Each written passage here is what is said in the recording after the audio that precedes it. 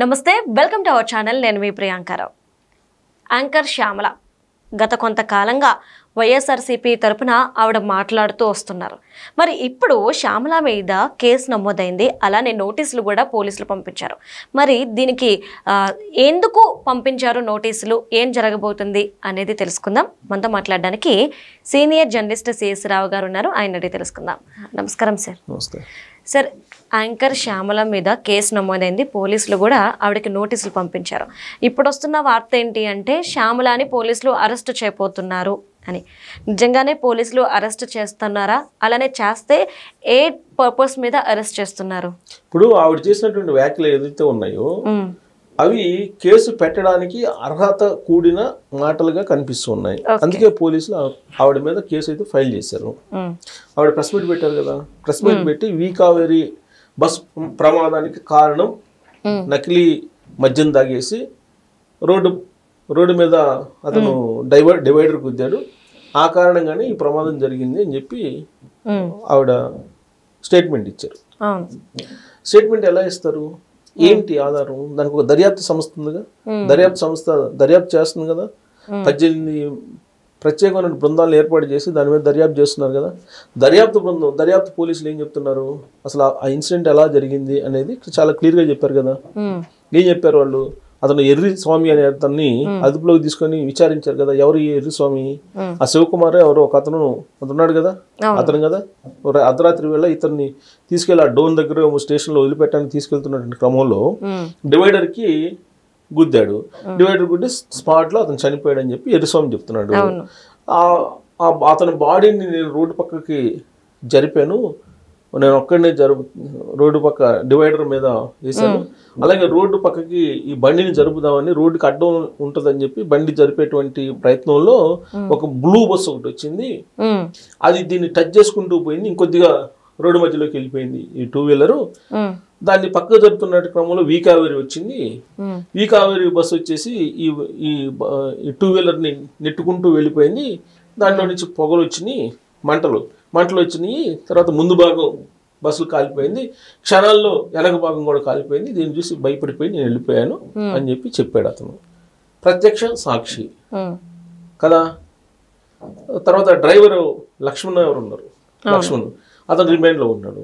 తర్వాత ఇంకొక అతను డ్రైవర్ కూడా ఉన్నాడు, అతనేమో దీంట్లో పనుకున్నాడంట, ఇది సామాన్లు లగేజ్ దాంట్లో పనుకొని ఉన్నాడంట.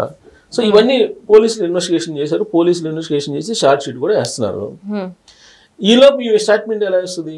నకిలీ మద్యం దాగి చనిపోయాడు, నకిలీ మద్యం దాగి రోడ్డుకి గుద్దాడు, అందుకే ఇది జరిగింది ప్రమాదం అని చెప్పి, ప్లస్ డ్రైవర్ కూడా మద్యం తాగాడు అన్నట్టుగా మాట్లాడి. ఎలా మాట్లాడతారు? జనరల్గా మనం కూడా ఇప్పుడు మనం జర్నలిజంలో ఉంటాం కదా, జర్నలిజంలో కూడా ఎలా రాస్తారంటే పోలీసులు కథనం ప్రకారం అని రాస్తారు. లేదా ఇలాంటి అనుమానాలు ఉన్నాయి, స్పాట్లో ఇలాంటి సిచ్యువేషన్స్ ఉన్నాయి, ఇలాంటి అనుమానాలు ఉన్నాయి, ఇలాంటి ఆరోపణలు కూడా స్థానికుల నుంచి వినిపిస్తున్నాయి, ఇలా రాస్తారు. కానీ యాంకర్ శ్యామల గారు ఏం చేశారు? ఓపెన్ స్టేట్మెంట్ ఇచ్చారు, నకిలీ పద్యం కారణంగానే ఇది జరిగింది అని చెప్పి. ఎలా ఇస్తారు ఆ స్టేట్మెంటు? అందుకే ఆమె మీద కేసు పెట్టాను. కేసు పెట్టి ఈ ప్రమాదం జరిగింది ఒకటైతే ఇప్పుడు దర్యాప్తు సంస్థలు తప్పు అన్నట్టుగా చెప్తుంది ఆవిడ. ఇప్పుడు ఆవిడ చెప్తున్న దాని ప్రకారం దర్యాప్తు సంస్థలు తప్పు అనుకోండి, మరి ఎవరు చెప్పింది కరెక్ట్? మరి శ్యామల గారు చెప్పింది కరెక్టా?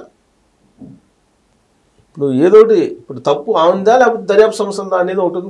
ఇంకోటి ఫోరెన్సిక్ ల్యాబ్ కూడా వచ్చింది, ఫోరెన్సిక్ ల్యాబ్ రిపోర్ట్ కూడా వచ్చింది కదా. ఇవన్నీ చూస్తే కదా, దాంట్లో ఏదో మొబైల్స్ ఉన్నాయి, లగేజీలు అని చెప్పి ఒక అనుమానం వ్యక్తం చేశారు అప్పట్లో. తర్వాత బస్సులన్నీ దాదాపు 300-400 బస్సు డ్రైవర్లని 40 మందినో 50 మందినో పిలిచి విచారించారు. ఆ రూట్న ఆ టైంలో వెళ్ళినటువంటి బస్సులన్నింటినీ కూడా, ఆ బస్సుల డ్రైవర్లన్నింటినీ కూడా పిలిచి మాట్లాడి విచారించారు. ఇవన్నీ దర్యాప్తు సంస్థలు చేసిన తర్వాత దాని ఒక క్లియర్ కట్గా ఆ ప్రమాదం ఎందుకు జరిగింది అనేది తెలిసిన తర్వాత ఒక స్టేట్మెంట్ ప్రెస్ మీట్ పెట్టి ఇచ్చారంటే దర్యాప్తు సంస్థలు తప్పు పట్టడమే కదా, వాళ్ళ యొక్క విధుల్ని ఆటంకపరిచినట్టే కదా. ఆ కారణం చేత ఆమె మీద కేసు పెట్టారు. కేసు పెట్టి అరెస్ట్ చేస్తారంటే కేసు పెట్టినప్పుడు ఖచ్చితంగా అరెస్ట్ చూపిస్తారు. మరి అది ఆ సెక్షన్స్ తీవ్రతను బట్టి ఉంటుంది. ఇప్పుడు ఎగ్జాంపుల్ రాజశేఖర రెడ్డి గారు హెలికాప్టర్ ప్రమాదంలో చనిపోయారండి. ఆ రోజున అనుమానం వ్యక్తం చేస్తూ రకరకాలుగా మీడియా కథనాలు ఇచ్చాయి. ఒక మీడియాలో ఏమి ఇచ్చారు, ఒక రిలయన్స్ సంస్థ వాళ్ళకి సంబంధించినటువంటి వాళ్ళు చంపేశారు అన్నట్టుగా చేశారు. అప్పుడు ఏం చేశారు, కేసులు పెట్టి లోపల వేశారు, తీసుకెళ్ళి జైల్లో వేశారు. ఆ షో ఎవరైతే చేశారో, ఆ ఇన్ఫర్మేషన్ ఎవరైతే ఇచ్చారో వాళ్ళు తీసుకెళ్ళి లోపల పెట్టి జైల్లో వేశారు. ఎట్లా చెప్తారు? చెప్పడంతో పాటు వైఎస్ఆర్ కాంగ్రెస్ పార్టీ క్యాడర్ ఏం చేసింది, ఆ రోజున మొత్తం రిలయన్స్ అవుట్లెట్లన్నీ పగలగొట్టారు.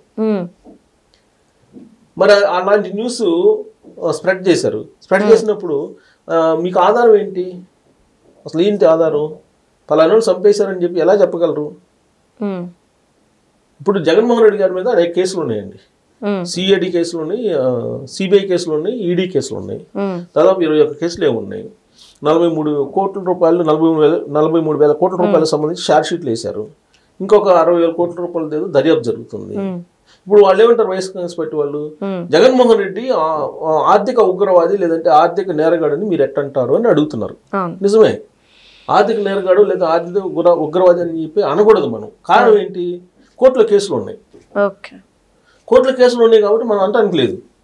కాకపోతే ఆయన 43,000 కోట్ల రూపాయల కిట్ పోక కింద అవినీతికి పాల్పడ్డాడు అనేట్టు ఆరోపణలు వస్తున్నాయి అని చెప్పేసి అంటాం మనం.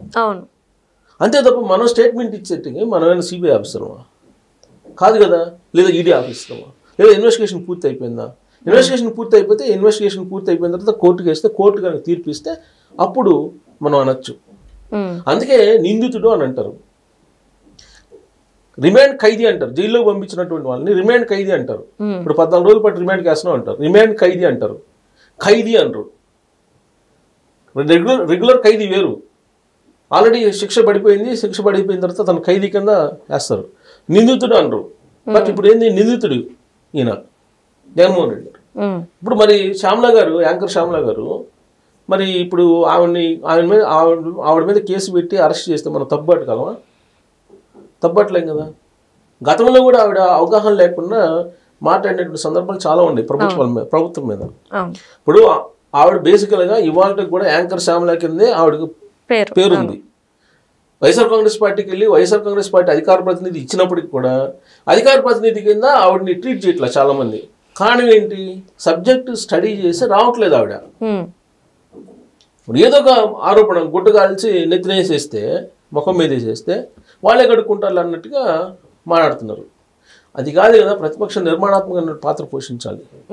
కావేరీ బస్సు ప్రమాదానికి కారణాలు ఏంటి అనేది దర్యాప్తు సంస్థలు చెప్పిన తర్వాత వాళ్ళు ఛార్జ్షీట్ కూడా ప్రిపేర్ చేస్తున్నటువంటి సమయంలో మీరు దాన్ని తప్పుపడుతూ అది కాదని చెప్పి మీరు చెప్పారు కాబట్టి, పోలీసు విధులకు ఆటంకం కలిగించారు కాబట్టి మీ మీద కేసు పెట్టడానికి వాళ్ళకి సెక్షన్స్ ఉండి అర్హత ఉంది. మరి అరెస్ట్ చేస్తారా లేదా అనేది మనం చూడాలి. ఎందుకంటే ఇప్పుడున్నటువంటి ప్రభుత్వాన్ని మంచి ప్రభుత్వం అంటున్నారు. ఇది కాస్త ఆ మంచి ప్రభుత్వం కాస్త ఏమైంది, ఇప్పుడు జనరల్గా మీడియాలో వచ్చింది ఏంటంటే లేడీస్ని తొందరపడి అరెస్ట్ చేయొద్దు అనేది ఏదో చెప్పారట చంద్రబాబు నాయుడు గారు. అది పార్టీ వర్గాల్లో కూడా చర్చ జరుగుతుంది. అందుకే మీరు చూస్తే కనుక మాజీ మంత్రులు రోజా గారిని కానీ, లేదంటే ఆవిడ గుంటూరు ఉన్నారు కదా విడుదల రజనీ గారు కానీ, వీళ్ళెవరిని అరెస్ట్ చేస్తారని చెప్పి అనుకున్నారు కానీ అరెస్ట్ ఇలా. కారణం ఏంటంటే లేడీస్లో వద్దులే, లేడీస్ని జైలుకి పంపించడం బాగుండదు అని చెప్పి చంద్రబాబు నాయుడు గారు ఏదో చెప్పారని చెప్పి అందుకు వీళ్ళు లేడీస్ని పెట్టి ఈ విధమైనటువంటి దుష్ప్రచారానికి పాల్పడుతున్నారు అనేది ఇప్పుడు తెలుగుదేశం పార్టీ వర్గాల్లో చర్చ జరుగుతుంది. ఇప్పుడు శ్యామలా గారు లాంటి వాళ్ళని తయారు చేసి 10 మందిని ప్రభుత్వం మీద లేనిపోయిన ఆరోపణలు చేపించేస్తే కేసులు పెట్టరు, కేసులు పెట్టుకున్నా కానీ పిటి కేసులు పెడతారు అనే యాంగిల్లో వాళ్ళు భావిస్తున్నారు అనేది తెలుగుదేశం పార్టీ వాళ్ళ యొక్క అభిప్రాయం. చంద్రబాబు గారు గట్టిగా ఉంటే అసలు ఇలా ఉండవు కదా అని చెప్పి అంటారు. ఎందుకు ఇప్పుడు గూగుల్ డేటా సెంటర్ తీసుకొస్తే అది ఒక ఇష్యూ చేస్తుంది. సో అంతకుముందు మెడికల్ కాలేజీలు పీపీపీ మోడల్ కింద ఇస్తే హైకోర్టు ఇస్తే తప్పేంటి, ఇవ్వాలి కదా అని చెప్పి హైకోర్టు చెప్పినా కానీ అట ఇవ్వకూడదని చెప్పి ప్రచారం చేస్తుంటుంది. సో కాబట్టి దీనికి ఎక్కడో దగ్గర పరిష్కారం అయితే రావాలి. సో కాబట్టి బహుశా కేసు పెట్టారు, మరి అరెస్ట్ చేస్తారని అంటే చంద్రబాబు గారు ఆదేశాలు ఉన్నాయి కాబట్టి మేబీ అరెస్ట్ చేయకపోవచ్చు. Okay, right. Thank you so much sir.